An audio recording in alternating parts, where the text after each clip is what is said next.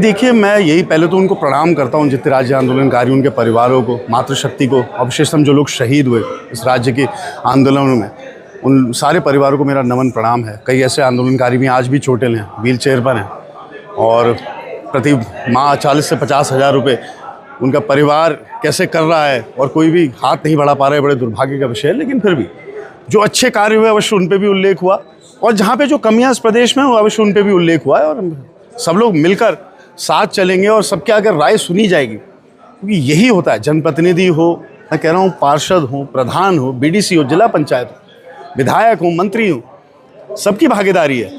आम इंसान हो, उसकी भागीदारी है। सबकी राय लेकर एक आम राय से उत्तराखंड राज्य की रोड मैप की आगे की चिंतन करने की आवश्यकता है। कहना साफ स्पष्ट है, हम पूरी तरीके से पूर्णतः तैयार हैं कि वो राजधानी बन जाए। लेकिन हम जब यहाँ से कुमाऊँ से जितने लोग विधायक जाते हैं वहाँ पे सिंगल रोड पे हम लोग जा रहे हैं।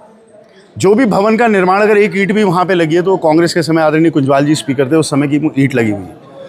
उसके बाद वहाँ पे कोई डेवलपमेंट का कार्य नहीं हुआ है।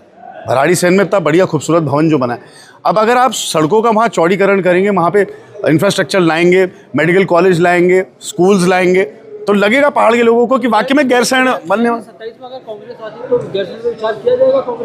नहीं, बिल्कुल। ये देखिए, सामूहिक विचार की बात नहीं है। देखिए, विचार ही तो रखने लोग 25 साल से, विचार नहीं रखना ना। अब इस पर कोई कार्य करने की कोई क्षमताएं अगर रखेगा और कार्य योजना कोई बनेगी, उस पर विचार होकर सामूहिक निर्णय लिया जाएगा। मेरे साथ में ही नहीं, ये दो भी आंदोलनकारी हमारे भाई लोग। देखिए, ऐसा है कि सपने तो वास्तव में सपने रह गए पूरे 25 साल में। मैं नेगेटिव नहीं हूँ, ऐसा नहीं कुछ नहीं हुआ इस राज्य में, ऐसा नहीं है। लेकिन जो मेरी सबसे बड़ी जो व्यथा जो इस बात की, जो जहाँ से हम चले थे 25 साल पहले, कमोबेश वही है।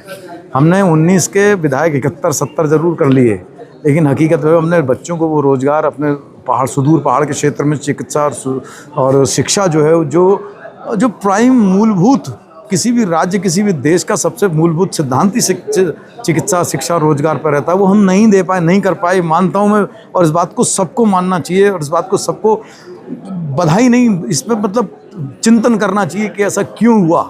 मेरी नज़र में जो भ्रष्ट अफसरशाही थी, जिन लोगों ने देहरादून को राजधानी बनाए रखा, जो अदद पहाड़ में एक राजधानी नहीं दे पाए, वो सबसे बड़े इस बात के लिए दोषी हैं। और जो नहीं हो पाया या जो हो पाया, उससे भी ज़्यादा महत्वपूर्ण चीज़ ये है कि हम सिर्फ और सिर्फ फॉर्मेलिटीज़ करते रह गए और अफसर इस राज्य को लूट के चाट करके बेईमान नेताओं के साथ मिल करके चाटते चले गए। हम चुप रहते चले गए। हमारी पत्रकारिता का एक हिस्सा भी वो भी शायद मेरे को संभवतः इन बातों को सतह पर लाने में असफल रहा, तभी ये लोग इतना बड़े, अदरवाइज नहीं। तो ये मैं ये कहता हूँ कि मैं नेगेटिव नहीं हूँ, लेकिन बहुत कुछ हुआ है, ये मैं मानने के लिए तैयार नहीं। कभी कभार लगता है कि साहब ये सॉल्व पहन लिया गया, ये सब इससे हो गया हमारा इतिश्री, ऐसा नहीं है। मन के अंदर से बहुत बुरा लगता है जबकि चिकित्सा और रोजगार और हमारे शिक्षा की व्यवस्थाएं अभी जस के तस है। पहाड़ खाली के खाली हो रहे हैं। सोचना चाहिए, बहुत विषय सोचना ही है।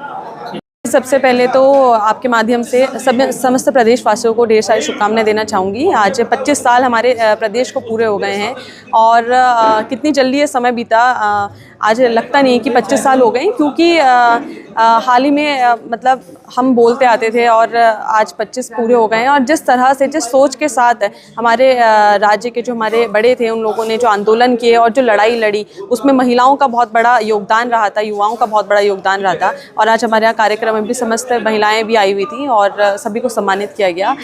आपने बोला कि महिला होने के नाते मैं बस यही बोलना चाहूँगी, अभी जैसे हमारे यहाँ पर भी बोला गया था कि किस तरह से हमारे प्रदेश में आज भी काम बहुत हुए हैं, सराहना भी हुई है अभी जितने भी हमारे पूर्व में जब अलग अलग सरकारें रही हैं हमारे यहाँ प्रदेश में। लेकिन जो मूलभूत सुविधाएं होती हैं एक प्रदेश के लिए, जिस सोच के साथ ये प्रदेश बनाया गया था, क्या आज भी वो पूरी हुई हैं? हमें ये सोचना पड़ेगा। आज भी हमें देहरादून जाने के लिए भी किसी दूसरे प्रदेश के रास्ते जाना पड़ता है, ये सबसे बड़ा दुर्भाग्य है। आज भी ऊपर जो हमारे पहाड़ी क्षेत्र हैं, जिसको ध्यान में रख के ये आंदोलन हुए थे, जिस सोच के साथ ये आंदोलन किया लिया गया था इस राज्य को बनाने का, पहाड़ी राज्य को बनाने का, उसमें आज भी जो हमारे प्रदेश में ऊपर पहाड़ी ज़िले हैं वहाँ से महिलाएं जब उनका स्वास्थ्य खराब होता है या जब वो गर्भवती होती हैं, तो आज दुर्भाग्य इतना है कि उनको वहाँ वो स्वास्थ्य की सुविधा नहीं मिल पाती है। उनको जब यहाँ तक उनको यहाँ आना पड़ता है, हल्द्वानी आना पड़ता है, और यहाँ आके भी हमारा चाहे सुशीला तिवारी है या कोई अन्य कोई ऐसा हॉस्पिटल नहीं है जहाँ उनको एक प्रॉपर सुविधा मिल पाए। कितनी बार हमारे सामने ऐसे केस आए हैं जब ट्रैवलिंग में ही उनकी डेथ हो गई है या उनके बच्चे की डेथ हो गई है या सही से डिलीवरी नहीं हो पाई है। तो ये दुर्भाग्य आज भी हमारे स्टेट में हम 25 साल के बाद भी हम देख रहे हैं कि हमें शिक्षा और स्वास्थ्य जो मूलभूत सुविधाएं होती है किसी भी व्यक्ति के लिए, वो आज भी हमें पूरी तरह से हमारे पहाड़ के जो ऊपर हमारे क्षेत्र हैं उनको नहीं मिल पा रही है।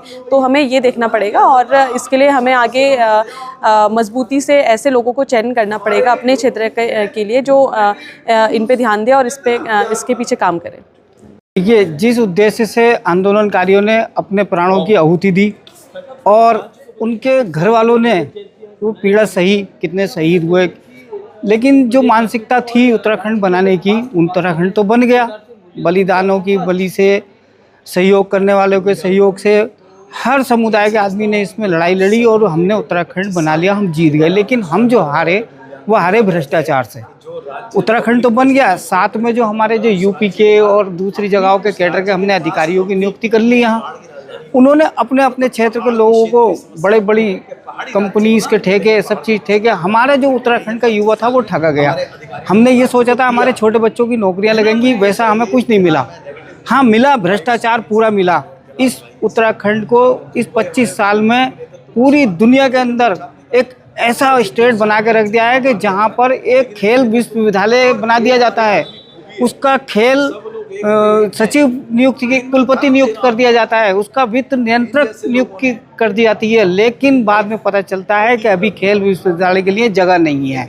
तो इससे बड़ी लूट का उदाहरण कोई नहीं हो सकता कि ये लोग हवा में तीरंदाजी करके भोले भाले पहाड़ियों को लूट लिया।